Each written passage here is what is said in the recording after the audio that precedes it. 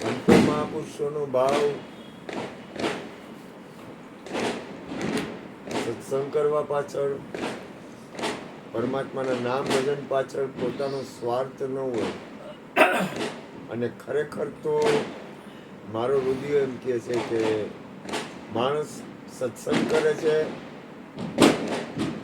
કે કોઈ પણ સાધન લે છે તો એના પોતાની કર્તવ્ય ફરજ છે. અને બીજું આપણી હૃદયની પ્રાર્થના કે આપણાથી કોઈના હૃદયમાં રહેલો નારાયણ ગુરુભાઈ નહીં. હવે ગુરુભાઈને કોઈ થોડુંક બોલે રોજ આવે એમ, પછી ગોરધનભાઈ સત્સંગ કરે. સાધન છે ને ગુણ આભારી છે અને આપણા આત્મા છે. સાધન બધા ગુણ આભારી છે ને આપણે આત્મા છીએ. એટલે આપણે ગુરુ કૃપાથી ગુરુભાઈ થોડોક એમને મોજ આવે એ રીતે સત્સંગ કરે.